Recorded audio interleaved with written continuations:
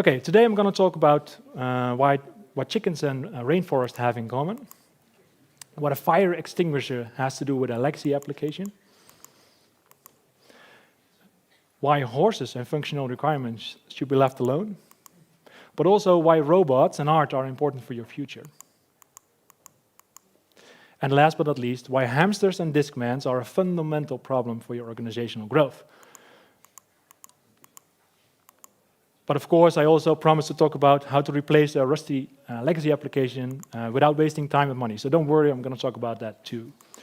But before we do that, I'd like to zoom out a little bit. I'd like to zoom out from the world of applications and software, which we are going to talk about today, to the world that we live in, to our planet, because that's changing quite a bit. Currently, we are living with almost 8 billion people on our planet. And the estimations are that it will peak around 9 to 10 billion people. And that all those people need to eat, they need food. And that has a direct impact on our food industry. Because we slaughter around 50 billion chickens per year, just to be able to feed everyone. And it also has a direct effect on our oceans, because estimations are that by the time of the year of 2050, the coral reefs will be gone. So imagine that those children will never see it. And by the year of 2064, the Amazon rainforest will be gone due to deforestation. So our world is changing, and that's why sustainability is important. And we have to think about our way and how we impact our planet. And what about the pandemic? What about COVID? It also has a direct impact on our business and our day-to-day lives.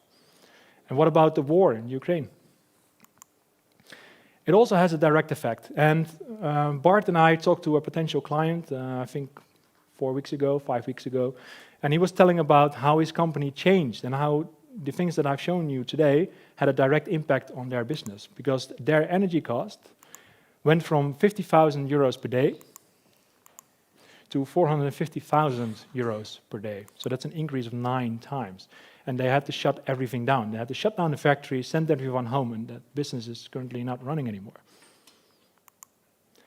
And although that might be a bit scary, there's also good news, because the good news is that we are part of the solution. We can change things. In order to do that, there's a wise man called Jim Rohn who once said, if you want things to change, you have to change. And if you want to change, you have to focus on the things that you can control, because the other things you cannot control. So what about the things that we can control? Well, there's been a lot going on in the world of IT. So let's talk about the Apollo 11 mission. This was the board computer that was on that rocket. And if you would compare that to a modern smartphone that you and I both have in our pockets, that smartphone is 100,000 times stronger in processing power than the computer that landed the Apollo 11 rocket on the moon. And what about artificial intelligence? Because you can go to this website and type in a random text, and it will generate art for you by using artificial intelligence. And what about robots? Because Elon Musk pronounced his new robot, I think 1 or 2 weeks ago. And he said, and he promised that he can deliver within 2 to 5 years a robot that would cost $20,000 and will do all the boring and repetitive tasks that we have to do ourselves now. So imagine how that would impact our day-to-day lives and our businesses. So there are loads of opportunities due to awesome technology. The question is, what are you going to do in the next 3 to 5 years with that new technology? My name is Rutger Boomars.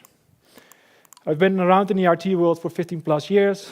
I've always been focused on core applications. I've seen many companies, seen many solutions, and I've also seen the very same problem over and over again.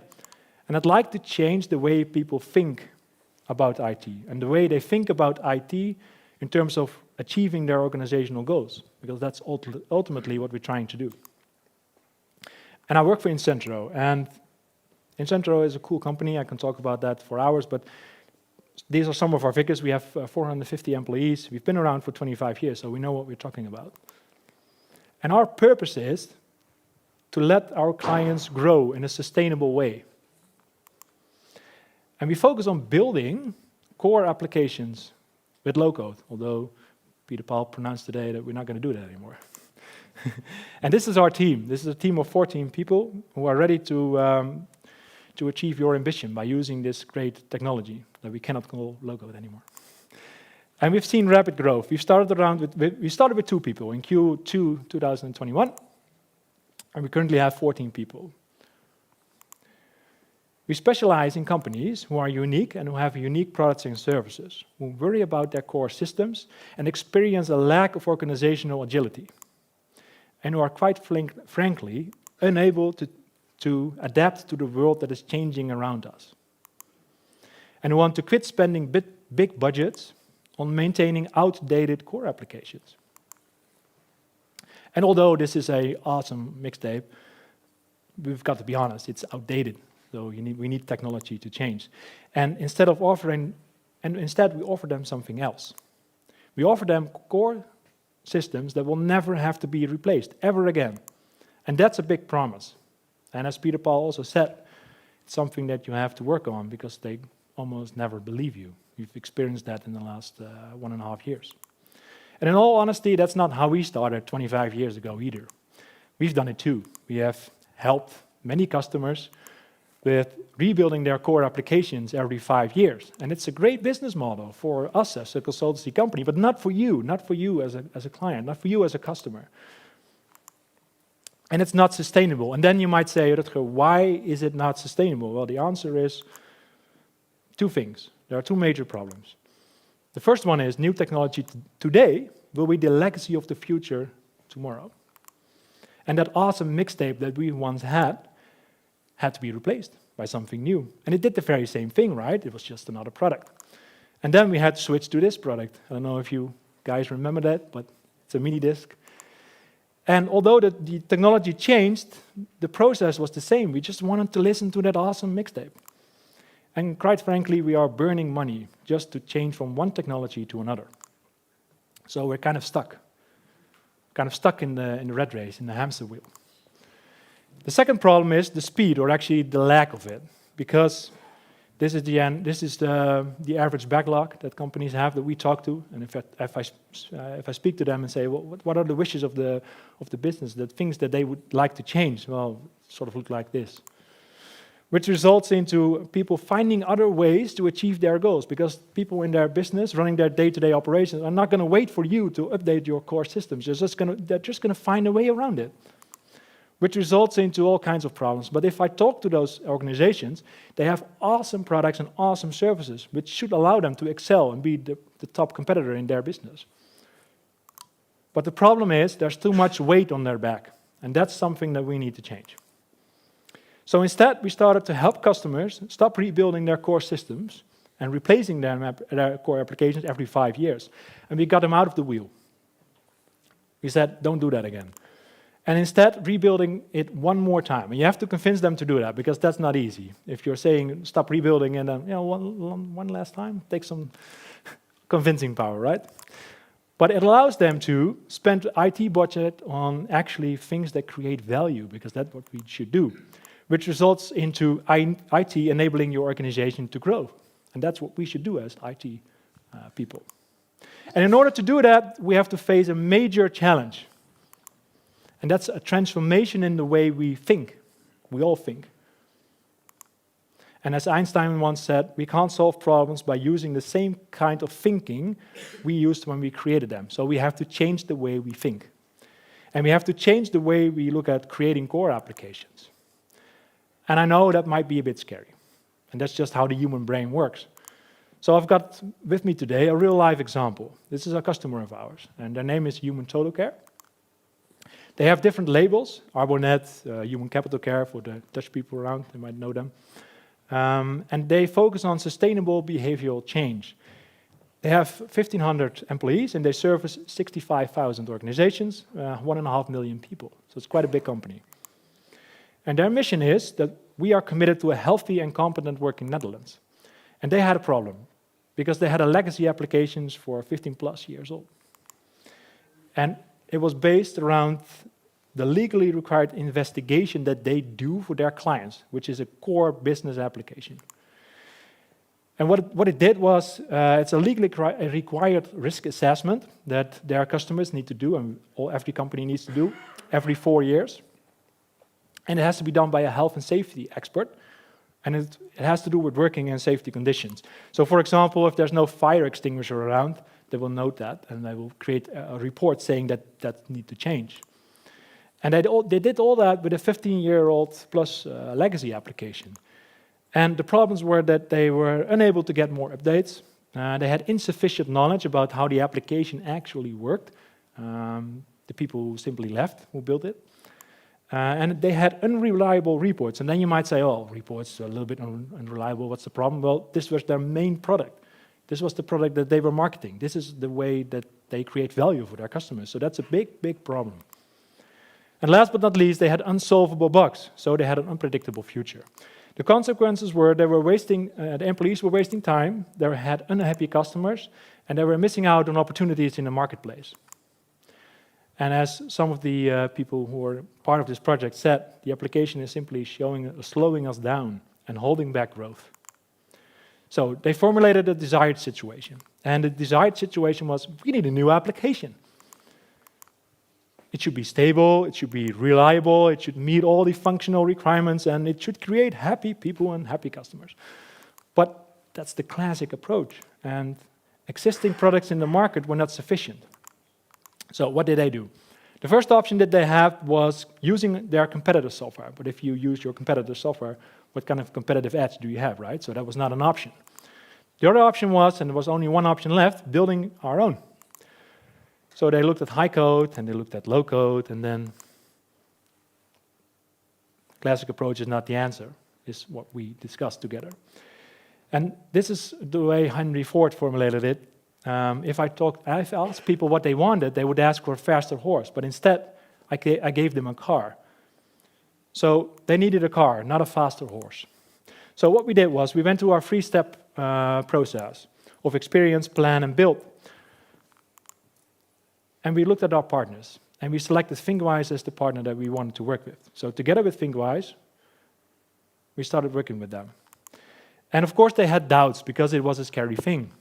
They had understandable doubts, such as, is it functionally possible, what we're trying to achieve with this product, with ThinkWise? Is it actually that fast?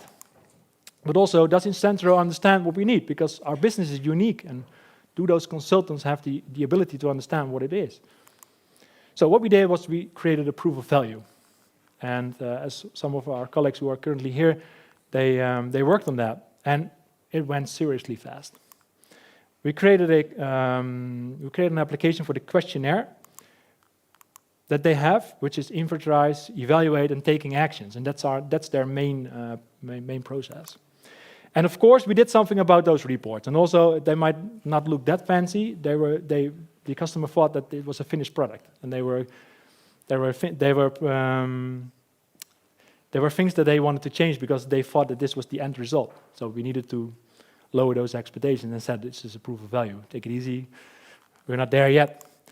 And this was the feedback from the customer. They said it was seriously fast. All the functional requirements were checked. The looks of the applications were very important, and we checked that box as well.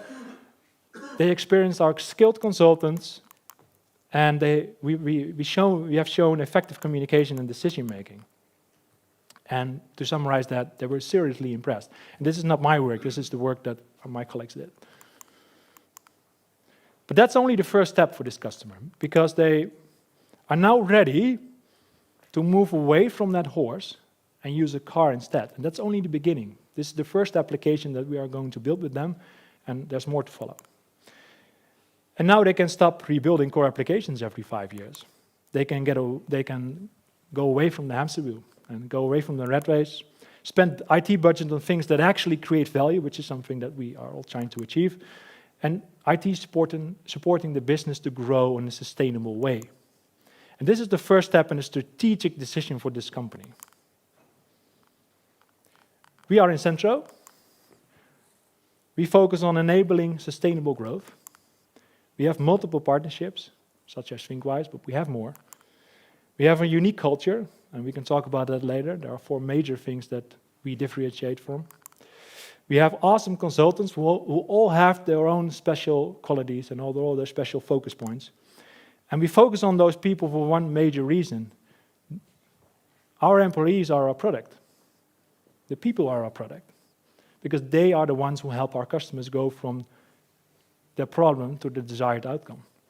And that results into a test that we do every year, which is called Great Place to Work. And we end up in the top 3 year after year because we take care of our people. We care about sustainability, sustainable growth for our customers, but also for ourselves. And if you talk about the things that we can control, then you might say, Rutger, what are you doing to focus on sustainability? Well, we had a mission at Incentro, and we said we want to reduce our carbon footprint by the year of 2025, and we wanted to reduce it to 0. So this is what we did. We bought a windmill. We are the first IT company that bought their own windmill. It's located in the north of Netherlands, in Friesland, and we calculated how much CO2 emissions we had, and I've got the numbers here, so I'll share them with you. So we had a consultancy company come in, and they calculated that we had 372 tons of CO2 per year. That was last year, 2021. And if you recalculate that into energy, that's 1.3 gigawatts. And this windmill produces 2.2 gigawatts. So this year, we achieved our mission to reduce our carbon footprint to 0. But this is the beginning. Our next focus point is keeping it this way as we continue to grow. Incentro is without wasting time and money on maintaining outdated core applications, worrying about the future, and feeling stuck and unable to adapt to the changing world around us. And we help our customers replacing new core applications once and then never again, and stop the rat race of rebuilding these applications 3 to 5 years, and instead have budget for innovation and for progress, which ultimately results into growth.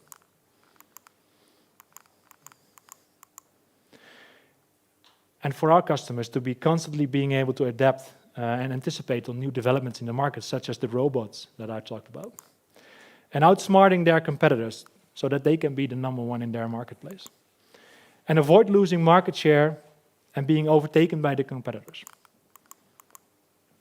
We are Incentro. Thank you for your attention.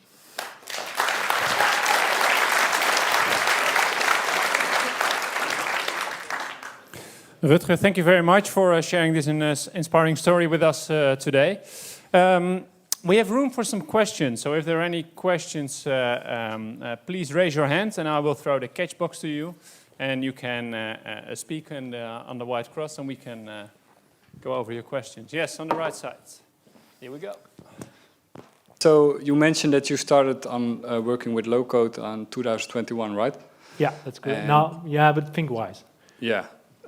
So my question is actually, how can you prove that you don't need to replace it every 3 to 5 years if you have started so recently? That's actually a very good question. Thank you. Well, if you look at some of the clients that ThinkWise have, they have been around for more than 20 years. Some of the clients that we work for as well, and they've never switched from one technique to another. They always went on the same platform, and they never switched. So history has shown in the last 20 years that it's not necessary.